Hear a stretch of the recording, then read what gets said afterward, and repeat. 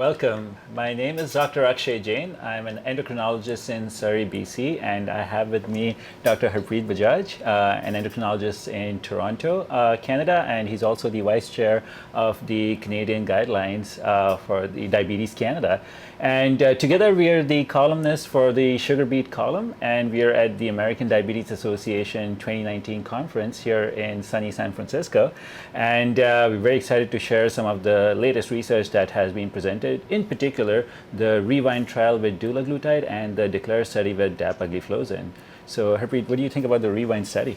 Yeah, both of them, REWIND and DECLARE. I was investigator in both of these trials as well, so I know the ins and outs as well. But both of them very important trials, as well as very well conducted trials as well. Absolutely. So talking about clinical implications, the first thing about REWIND, because that was kind of the showstopper at the ADA this year. I think it extends the cardiovascular efficacy benefit to a broader population than what we've seen in previous GLP-1 receptor agonist cardiovascular outcome trials like SUSTAIN, 6, LEADER, or EXCEL. This has a much broader 70% primary prevention population and a large number of events, almost 600 events in that primary prevention population subgroup as well, right? So I think it kind of extends it to that. It does not show heterogeneity between secondary prevention versus primary prevention, suggesting maybe there is a benefit even in primary prevention. So that is high risk, still not low risk primary prevention, but at least high risk primary prevention who do not have previous cardiovascular disease outcomes. Absolutely. And a very important point also to note is that this is one of the longest trials that we've had with GLP-1 with 5.5 years. So that's ample time to see a large number of events, as you mentioned. The other good point about this study was that it had almost 46% women. We don't see that in cardiovascular outcome trials where the females are underrepresented in the inclusion criteria. And also, I think one aspect that we need to understand about the study also is that although it was a multi-centric, many countries were involved in this, they did not have India and China, which collectively constitute about 30% of the total diabetes burden in the world. So it'll be interesting to see how these results would be applicable to all ethnicities. Yeah, that's a good point about that, I think, as well. Now, in the trial itself, the other differentiator, I would say, from other GLP-1 receptor agonist trials, or for that matter, any other cardiovascular outcome trial, whether SGLT2 inhibitor, DPP4 inhibitor, cardiovascular outcome trial, I think this trial, REWIND, started at a very low A1C as well. So 7.3 being the mean, or 7.2 being the median A1C, and still had a differential A1C effect with dulaglutide better overall across the 5.5 years of the trial by about 0.6% on the A1C compared to the standard of care or the placebo group as well.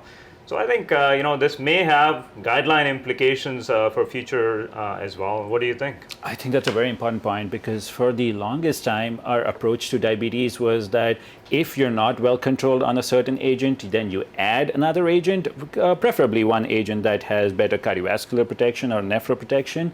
But I think that we are poised on a paradigm shift with the way we are managing diabetes. I feel that with the newer studies that we have, we could even be looking at replacing, even if you're well controlled on certain agents, it would be a good idea to replace and get patients on a better agent from the cardiovascular and nephroprotection point of view. Very much so. And I also think we should also state that any of these effects that we talk about, whether with REWIND or DECLARE, any of these agents, it's actually maybe an underestimate of that cardiovascular benefit, if you will, as well. And why I say that is because we see in this trial there's a 0.6% A1C difference, but in these trials, the trials are mandated to keep the A1C difference tight by adding additional therapies to the placebo group that lowers that differential as well. So I think if that differential was allowed, like it is, for example, in LDL lowering trials, for example, with statin, then we'll see maybe even more robust cardiovascular, or for that matter, chronic kidney disease benefits as well. Potentially. But I think that also this speaks to the pleiotropic benefit of these medications. Apart from glucose lowering, what else they can potentially achieve. And the day is not far when cardiologists and nephrologists might be using these agents much more than we as endocrinologists do. Yeah, talking about nephrologists, so Declare, I think extends data, what we've seen in such a robust form in the Credence trial. Right. And the new data that we saw at ADA presented just yesterday suggests that there may be actually benefit even in the lower risk chronic kidney disease population. Credence, of course, was a high-risk chronic kidney disease population. So suggestion that it may extend, the renal protection at least may extend even in the lower risk population as well. Yeah, I think the unifying thread with both Credence and with Declare renal outcomes was that the population with macroalbuminuria tended to have the maximum benefit on this class of agents. So again, speaking from the clinical implication or guideline point of view, I think we're not too far from the day where guidelines may suggest that after using ACE or ARBs for nephroprotection, the next go-to agent should be an SGLT2. Yeah, and great safety as well, right? Yes. So if you talk about acute renal injury from Declare, great results in favor of dapagliflozin than in placebo, but also overall safety in Rewind, over 50,000 person years of data, and in Declare over 30,000 person years of data just from one randomized trial each, right?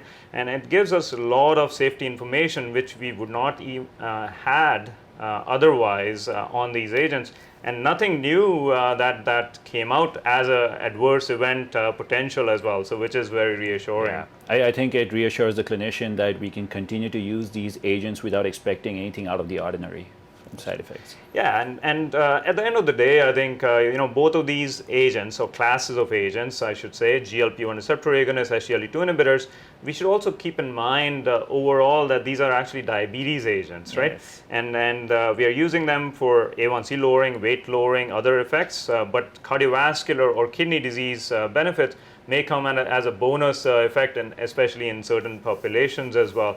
And then cost implications are key as well. We know that these drugs and the classes of drugs are expensive, quite expensive, and that cost is almost like a fifth vital sign, if you will, and that needs to be considered in the individualization of therapy when we discuss this in front of an individual patient with diabetes as well. Yeah, I think that the most important aspect now to look at, and I hope future studies address this, is to look at long-term cost benefit as far as the the resources, healthcare resources that are being utilized, to see if we are preventing these major adverse cardiovascular events, how much we can benefit from the healthcare resource spending point of view, which would probably mitigate the individual cost of these agents. So I think we need that cost to benefit analysis studies to be done as well. That's great, Akshay. It was a pleasure, and I hope this sugar beet column that we write, both me and Akshay, is a useful column to you. We look forward to your kind of feedback or comments, or what do you think about this Rewind, Declare, or even our past or future sugar beet columns that we come up with. We are clinicians at heart, and I guess most of the people who read this are clinicians as well. And then it's great to have this forum on Medscape to just share some of our thoughts as well. Thank you. Absolutely.